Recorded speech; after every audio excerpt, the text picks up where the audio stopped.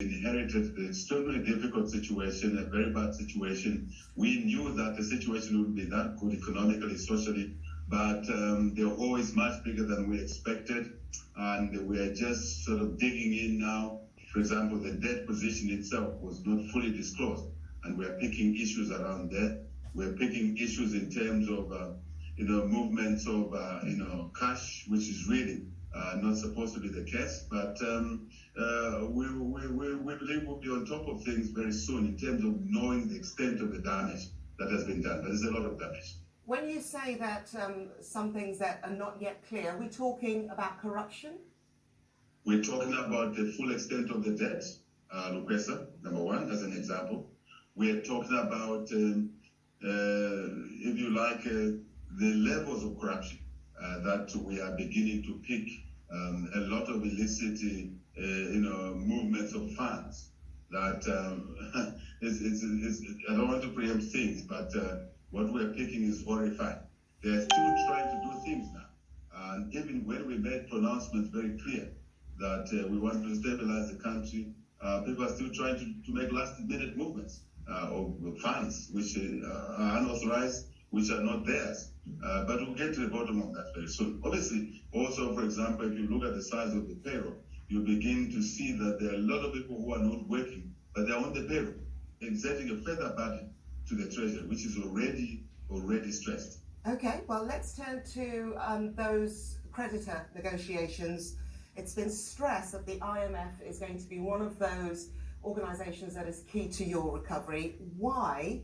And also, how is that going to fit in with the fact that a quarter of Zambia's foreign debt, which stands at £13 billion, is actually held by China and Chinese entities, and they are locked in, which gags Zambia by their highly secretive clauses. That won't sit well with the IMF.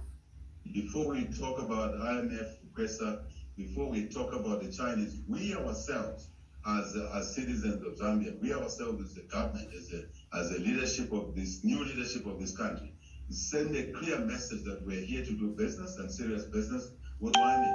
We are here to control frivolous expenditure, to be prudent, to make sure that we understand that resources are scarce and they ought to be utilized in a most optimal manner. That's very, very important for us. Before we can extend a request to anybody to assist us, we must assist. We must help ourselves do better. This is fundamental, and that's who we are. And you already were beginning to show that side of us, that we're different. We come in with seriousness. We come in with integrity. We come in with, if you like, self-restraint on utilization or accessing public resources. Then we can walk with our heads high to talk to the IMF that we need the support. We're actually not concerned about the IMF so-called conditionalities. Our own minimum requirements are much higher than what the IMF wants. I think that's what the people of Zambia need. They need zero tolerance to corruption, and we're bringing that to the table. Now, China, you talked about China. We are aware of the Chinese debt portfolio. We understand what is going on roughly. And the Chinese are aware that if the economy is not reorganized to bring about growth, their own debt stock is at risk of being paid progress. I mean, it is common sense, but it's, for me, this is bread and butter. So they understand that we need to talk. We are talking, we've started the initial stage. They've indicated that we'll cooperate, and I think we are able to do things with them that will help this economy stabilize. We want to develop the country, develop the resource endowments this country has, which you know very well, the minerals, the water resources, the land resources, the people resources, so that we can grow this economy and make it credible to do business with anyone around the world. You've made some really swift appointments over the last few days. On social media, it's been described as a purge of the defence forces and the police. Why was this such a high priority for you? The first appointment we ever made was the Minister of Finance.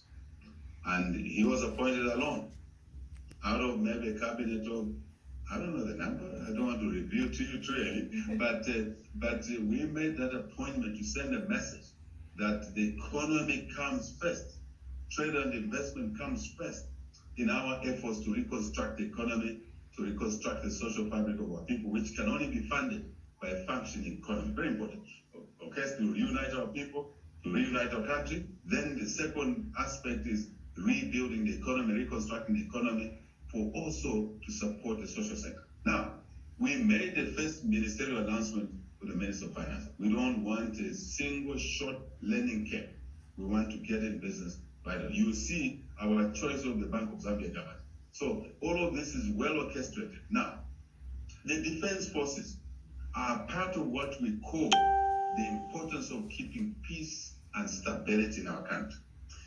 Look, sir, for us to develop the country, to push the economic side of the country, which is in a dilemmatic situation now, we need peace and stability. The defense forces did a very good job in the transition before elections, on the election, around the elections, post-elections. There were a lot of temptations, but they did a good job. But we also need another crop to carry on that will ensure we have peace and stability, so we can have an opportunity to focus on the economic agenda. Okay. All right. Now, Zambia is at an historic moment in its life, and as well as your election, what I'm talking about is your population. You have an historic young demographic. Basically, the country belongs to the youth. They certainly helped you with your election. It does offer, yes, it does offer lots of opportunities, but a huge challenge for you as well. Recently, you put this question yourself. You said, how do you run an economy where the population are largely unskilled? I would now like to add, how do you run an economy where the population are largely unskilled and young? It's fundamental for us that we address the need of the youth in this country. Proportionately, they are the majority. Therefore, it's important that we understand that they are the key stakeholders, they're the owners of this country. And for them to realize that ownership, they must have opportunity, Lucas. But that has to start with skills, education. They have to have education. And a lot of people try and really argue this thing in a very awkward and negative way. You cannot question the importance of educating the young people, because you are questioning the importance of skills in an economy. How can you run an economy without skills? So it goes without saying. So what are you going to do about it? We want to offer education for the school-going children. Free education?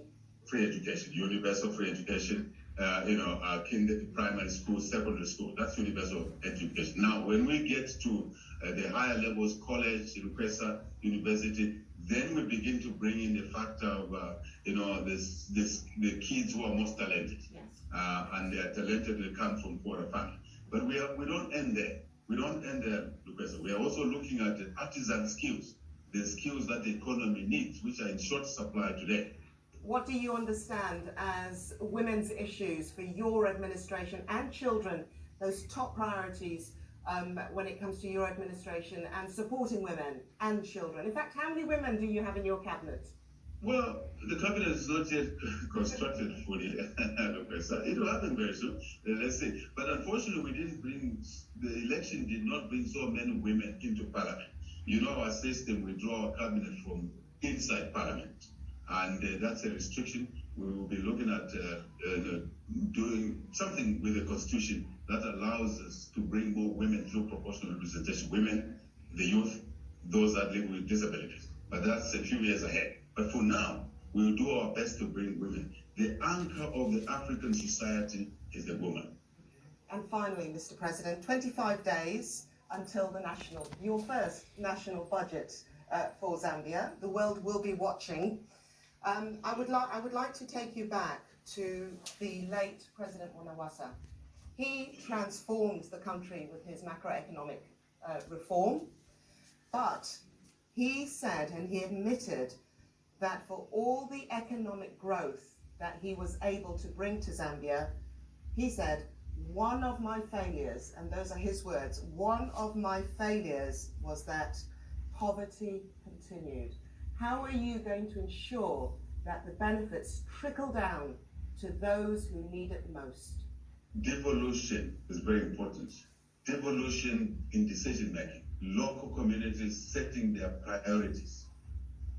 as to what they want to see first. And what we are doing in the first budget, you will see us taking away money from the central west and putting it into what we call constituency development fund, with direct expenditure to the local area so that decisions can be made there and implemented there in accordance with the local priorities.